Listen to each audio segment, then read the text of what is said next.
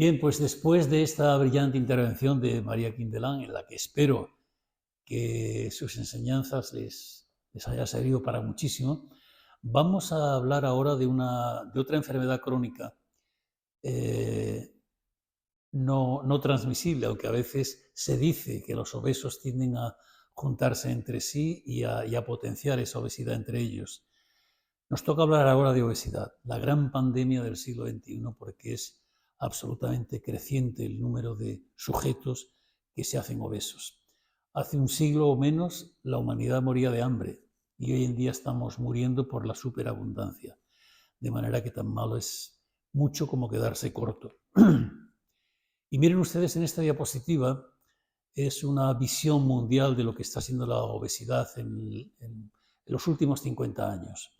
Desde los años 70, 1970 hasta la actualidad, aquí les presento cómo está evolucionando la obesidad en cuanto al número de sujetos en sobrepeso o en franca obesidad, países tan diferentes entre sí como puede ser Brasil, Australia, la isla Mauricio, Inglaterra y el Reino Unido. La obesidad sé que es muy prevalente en México, como lo es también en España. Mire, en España el número de sujetos en sobrepeso en el momento actual es del 61,6% de la población adulta e infantil también, y la obesidad representa el 23,8%, que es unas cifras que a mí me parece que son disparadas, pero el problema es que esto va a seguir aumentando. Durante el confinamiento que sufrimos casi todo el mundo, y por supuesto en España también durante la pandemia del COVID-19, pues entre la ausencia de ejercicio físico, la mayoría de la gente, y porque estando en casa lo que nos apetece de vez en cuando es picotear, en promedio los españoles, tanto hombres como mujeres, ganaron alrededor de 3,4 kilos en promedio, ¿no? El tema está en que, en función de la evolución del índice de masa corporal, que a mí no es un índice que me guste mucho para evaluar obesidad, pero las estadísticas o las perspectivas indican que para el año 2030, si seguimos en esta tendencia, el 80% de los valores españoles y el 55% de nuestras mujeres estarán en sobrepeso o en obesidad. Y además, esto tiene un coste tremendo, porque las patologías secundarias a la obesidad, como es la diabetes, la enfermedad cardiovascular, la artrosis, cantidad de complicaciones que tiene en sí misma la obesidad, representan un coste anual que en el caso español suponen es que a mí estas cifras me marean, pero son cifras altísimas. Es el 2% del presupuesto nacional lo que se lleva a la obesidad. Este es un estudio que se hizo en el Hospital del Mar en Barcelona por el doctor Marrugat y sus colaboradores. Muchos dicen, es que yo vengo de una familia de obesos. Es que, claro, como mi padre y mi madre eran obesos, pues yo también lo soy. Esa es una justificación que no es demasiado convincente, porque la genética influye relativamente. Sabemos que hay hasta 600 genes que están vinculados con la obesidad, pero la genética en sí misma no viene a explicar ni el 20% o entre el 20 y el 30%, dependiendo de los estudios, puede explicar la obesidad. El hecho de tener padres obesos o antecedentes familiares obesos en primer grado supone que aquellos individuos pueden tener una predisposición genética a padecer obesidad. Pero lo que realmente nos da la clave del por qué un individuo se hace obeso no es tanto la genética como la epigenética, que es aquellas circunstancias que nos envuelven, que nos rodean y que nos hacen crear malos hábitos, nos hacen crear un ambiente obesogénico, con lo cual la progresión de la obesidad prácticamente es imparable. La epigenética en sí misma pues, representa el 70 o el 80% de la causa fundamental para explicar la obesidad.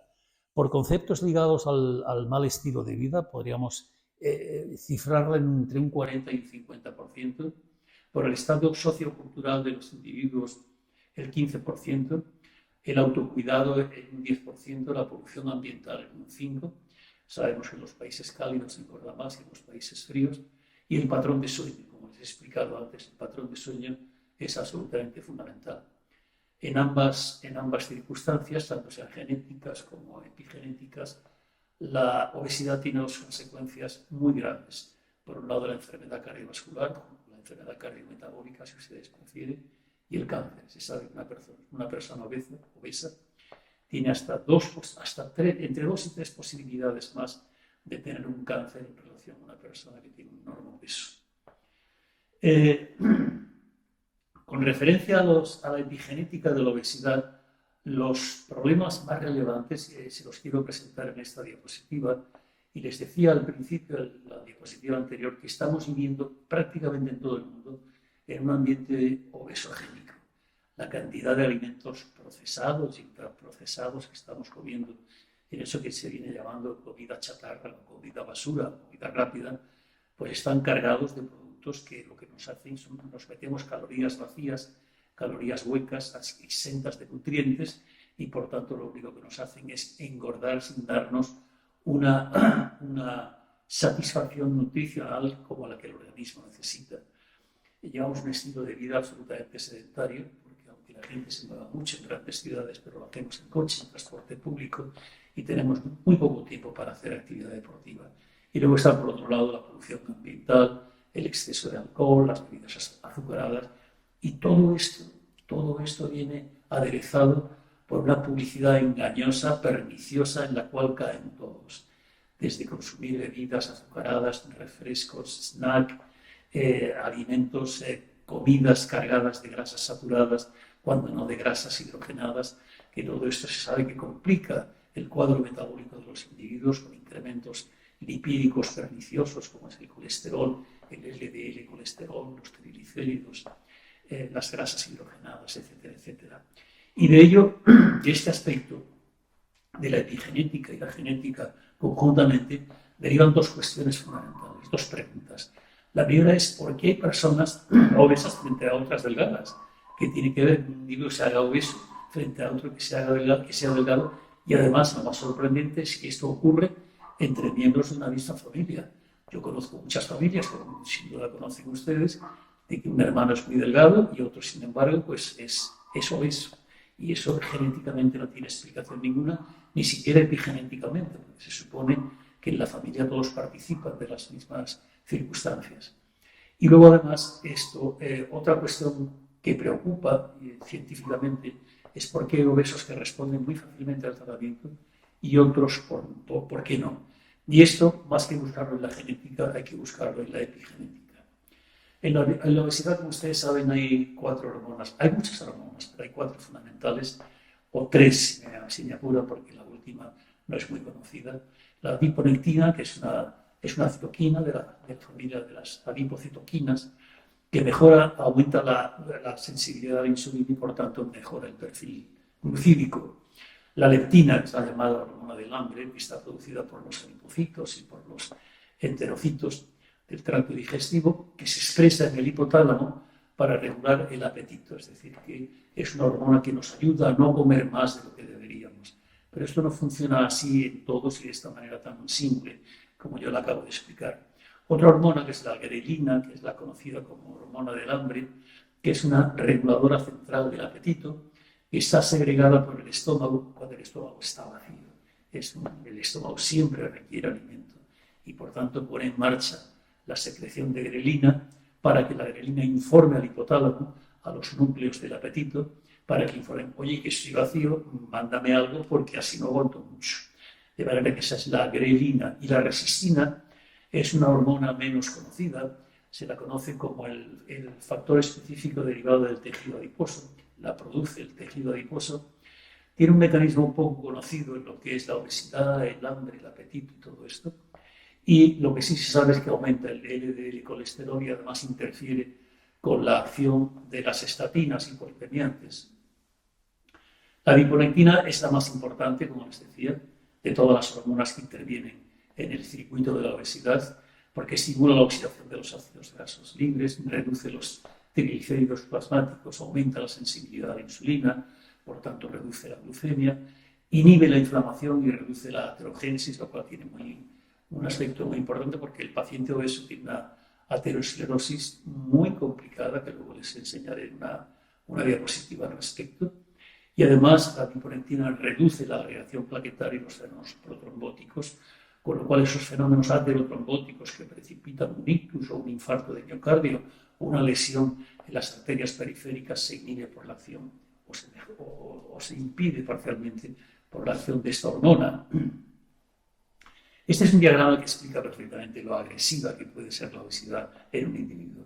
Es una diapositiva que fue publicada en la Revista Española de Cardiología en 2011 por el doctor López Jiménez y para mí sintetiza perfectamente bien con un solo golpe de vista, todo lo que puede suponer ser obeso. La obesidad, si ustedes se fijan en la rama de la izquierda, conforme están mirando la imagen, pues produce una resistencia a la insulina, precipita los fenómenos proinflamatorios, incrementa la acción de la leptina, produce factores trombogénicos y por la rama derecha de esta diapositiva incrementa la infiltración grasa de vísceras de una gran trascendencia dentro de lo que es la actividad propia de la persona, porque ese infiltrado graso se mete, por ejemplo, en el miocardio, con lo cual, si el miocardio es un músculo que su misión principal es la de contraerse e impulsar la sangre a todo el sistema arterial, ese infiltrado graso perjudica la dinámica del miocardio y, por tanto, es muy normal que los pacientes diabéticos caigan en insuficiencia cardíaca de carácter sistólico. Pero también incrementa el volumen plasmático y el tono simpático, con lo cual la obesidad busca la compañía de malos amigos y busca la compañía de la diabetes por un lado, pero de la hipertensión por otro. Y eso se pone en marcha por ese aumento del tono simpático y por ese incremento del volumen plasmático. Y finalmente, la obesidad también propicia el incremento de los ácidos grasos libres. También se asocia, sabemos que el paciente obeso tiene con mucha facilidad, en un número muy alto de probabilidades de tener el gran ronquido del sueño con disnea asociada, y se sabe que esto pues precipita la hipertensión, precipita la cardiopatía isquémica. Si se cierra un círculo vicioso en la cual al principio está la obesidad, pero luego está sumando la diabetes, la hipertensión arterial, la cardiopatía isquémica, la enfermedad cerebrovascular, la apnea del sueño. En definitiva, un obeso está en promedio viviendo 10 años menos que lo que hace un paciente en normo peso. Y además, todas estas circunstancias fisiopatológicas que se incluyen en azul en esta diapositiva, lo que producen es, como les decía antes, diabetes mellitus, hipertensión, dislipidemia, fallo cardíaco, enfermedad coronaria y arritmias. Esta es una cuestión curiosa. ¿Existe la obesidad con normopeso? Pues la respuesta es sí. La obesidad, lo que se viene conociendo como obesidad oculta. Yo les decía antes que en obesidad no interesa tanto, no tiene tanta relevancia el índice de masa corporal, que es un índice que nos habla simplemente que el peso está desproporcionado con la altura o al revés.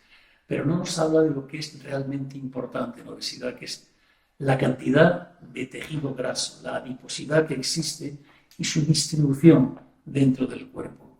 De manera que esto, en obesidad, lo que interesa es la relación entre la masa magra y la masa grasa y sobre todo su distribución. No hay que olvidar además de que el tejido adiposo es un órgano endocrino que produce sustancias que activan las complicaciones más habituales, como son las complicaciones cardiometabólicas de la obesidad. Por tanto, en la obesidad lo que hay que tender es a analizar el contenido graso que tiene un individuo, porque ese exceso de masa grasa es lo que produce las sustancias, las hormonas, que interfieren con la mecánica general del organismo para precipitar las complicaciones tradicionales y habituales de la obesidad, como las que ya hemos comentado: diabetes, hipertensión, cardiopatía isquémica, insuficiencia cardíaca, arritmias, etcétera, etcétera. Y la distribución es muy importante. La mujer tiene una distribución distinta a la del hombre. En la mujer tiende a depositarse la grasa en las caderas, en la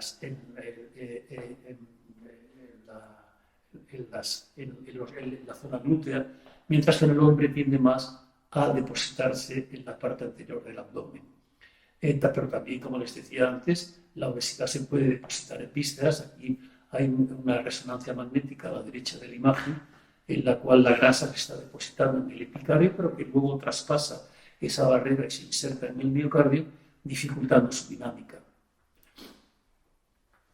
Los mecanismos de la inflamación por la cual producen estos fenómenos patológicos que estamos describiendo, pues es debida a varios factores. Por un lado, la obesidad se sabe que produce un estado más que de inflamación, de metainflamación. La metainflamación es una inflamación de bajo perfil que es difícil de detectar desde un punto de vista clínico porque no son fenómenos inflamatorios llamativos, que hay que recurrir a pruebas analíticas para saber cómo están determinados marcadores de inflamación, como son las interleuquinas, la IL-1, la IL-6, la IL-4, que tiene una gran trascendencia, pero eso habitualmente no se hace de rutina en clínica, por tanto podemos tener un señor en sobrepeso, no ha llegado ni siquiera a la obesidad, pero puede tener un componente metainflamatorio muy importante que conviene diferenciar y distinguir y discriminar mediante estas pruebas analíticas. La proteína C reactiva de alta sensibilidad es uno de los parámetros de metainflamación más fidedignos que nos hablan que ese sujeto, que aparentemente está bien, pero esa metainflamación le va haciendo daño durante el tiempo y por tanto acabará manifestándose por determinadas enfermedades que son realmente graves. También la obesidad produce una disfunción endotelial. Saben ustedes que a través de esa disfunción endotelial es por donde se inicia el fenómeno arteriosclerótico, pasando al interior primero de la capa íntima de la arteria, después a la capa muscular, para configurar inicialmente esa estría lipídica que acabará constituyendo la placa de ateroma, presumiblemente susceptible de ser rota, de sangrar dentro de la placa y producir un fenómeno aterotrombótico oclusivo. La obesidad, como ya les decía en la diapositiva anterior, incrementa el tono simpático, con lo cual favorece la hipertensión. Hay una dislipemia aterogénica, produce un incremento de factores trombogénicos, como el tromboxano 2 y un incremento en la agregación plaquetaria y además se asocia con apnea del sueño. Los últimos estudios ya lo han dejado bien claro. Miren, obesidad no se fíe del índice de masa corporal porque le va a ser muy poco elocuente. Trate de hacer con máquinas que hay muy especiales que de una manera muy simple, en muy poco tiempo, le pueden dar todos los compartimentos grasos. Con esta máquina, por ejemplo, yo tengo experiencias en clínica de que a lo mejor un sujeto pues que puede tener un 30 o un 31% de índice de masa corporal.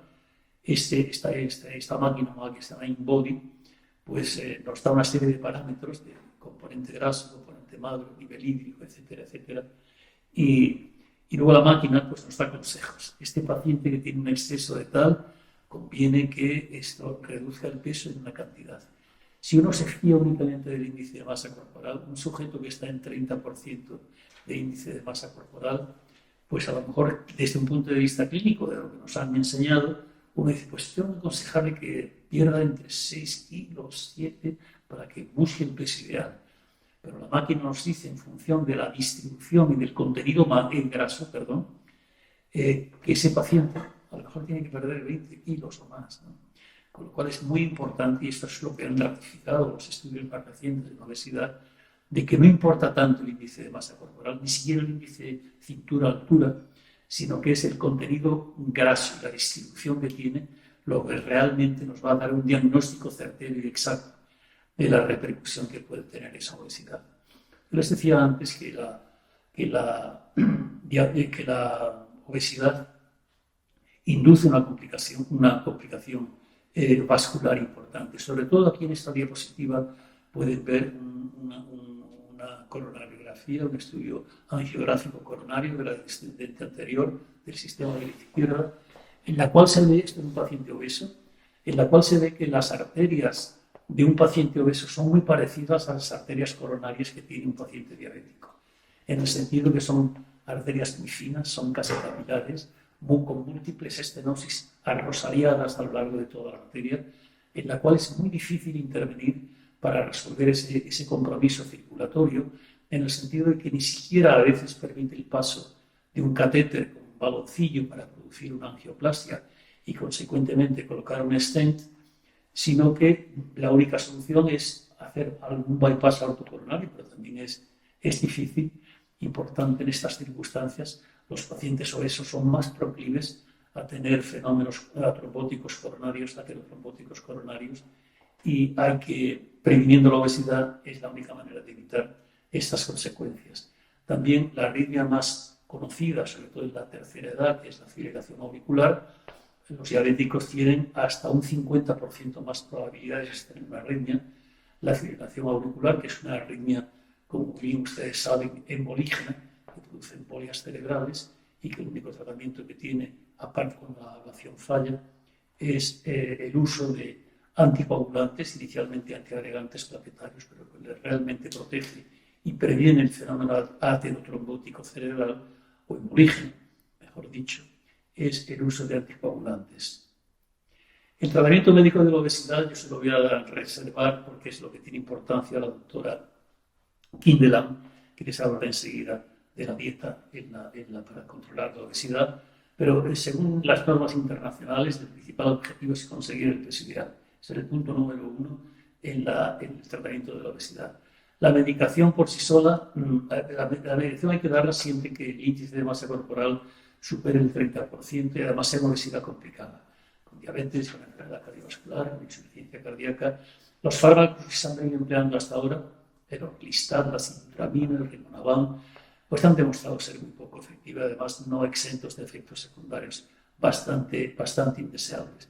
Como ustedes saben hoy en día, y estos son datos de las guías 2022 de la Sociedad Americana de Gastroenterología, hoy en día los fármacos que se están utilizando quizá en exceso, quizá a veces sin indicaciones precisas, son estos que les pongo aquí, que fundamentalmente me voy a referir a las glutidas, a la semaglutida, a la liraglutida, a la tercepatida, que son fármacos que producen una importantísima reducción de peso, con dosis estándar de 0,5, 1, 1,5 miligramos, se consiguen reducciones muy importantes, hasta el 20 o el 25% de la masa corporal. Pero estamos hablando en una clase de medicina de estilo de vida, de esta terapéutica, farmacológica, y yo me voy a limitar a dar esta pincelada para que vean ustedes que, para expresarles al final que lo que interesa para prevenir y para conseguir evitar la obesidad y para remediarlas son las medidas de medicina de estilo de vida que estamos hablando hoy. Por tanto, en las recomendaciones que hace la Federación Mundial para la Obesidad, el objetivo número 1 es prevenir y evitar la enfermedad cardiovascular. Lo obeso raramente se morirá por su obesidad en sí misma, pero sí se va a morir por un trastorno cerebrovascular, por una diabetes de difícil control, por una cardiopatía isquémica y, por tanto, las recomendaciones que hace la Federación Mundial de la Obesidad es objetivo número 1 del obeso, evitar la enfermedad cardiovascular. Y yo, como cardiólogo, les sugiero que tengan este punto como básico en el tratamiento de la obesidad. Luego ellos proponen también terapias combinadas de farmacoterapia y cirugía bariátrica, que se está mostrando una gran aliada en el tratamiento de la obesidad. Y luego recomiendan esta entidad, la Federación Mundial, que hay que hacer mucha más inversión en ensayos clínicos randomizados y controlados. Hay que convencer a los políticos, que en definitiva son los responsables de la salud pública, para que introduzcan medidas y programas eficaces para luchar contra la obesidad. Estamos viendo en España, por ejemplo, se hizo un estudio hace algún tiempo, el estudio Aladino, y otro estudio más anterior, el estudio del Ricardín, en la cual entre nuestros escolares la prevalencia de obesidad era inmensa. Y esos niños difícilmente van a recuperar un normopeso. Y luego, muy importante también por parte de las autoridades, hacer una regulación estricta del sector agroalimentario. Estamos viendo que la industria agroalimentaria está entrando a saco en nuestras casas, en nuestras vidas, recomendándonos en múltiples instancias, con anuncios en televisión, en radio, en prensa, en internet, en mil sitios, beba usted este producto, esta bebida, esto llena de edulcorantes que se sabe que es perjudicial, o productos azucarados, o aparte que hay mucha falsedad. No quiero referirme a ninguna empresa del gremio de las comidas rápidas, de las hamburguesas, etcétera, etcétera, que dicen que han mejorado mucho la calidad de sus carnes, cuando las investigaciones científicas que se hacen están muy lejos de lo que ellos dicen.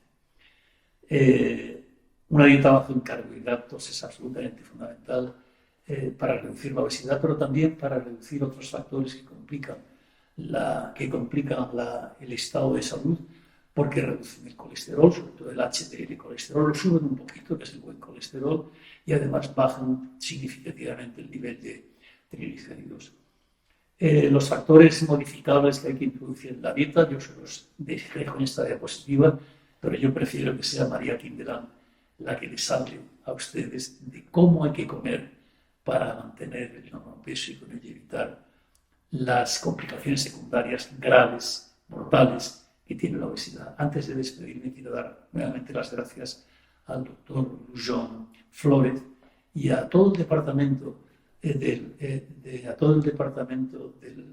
Sistema Público de Salud del Estado mexicano de Tamaulipas por el apoyo que nos han prestado y por la realización de este curso sobre medicina de estilo de vida, que yo espero que tenga un gran impacto entre los médicos, enfermeros, nutricionistas, coaches deportivos, etcétera, etcétera, en México, porque hay que saber mucho más de lo que sabemos sobre medicina de estilo de vida y más que eso, lo que tenemos es que ponerlo en práctica. Gracias por su atención.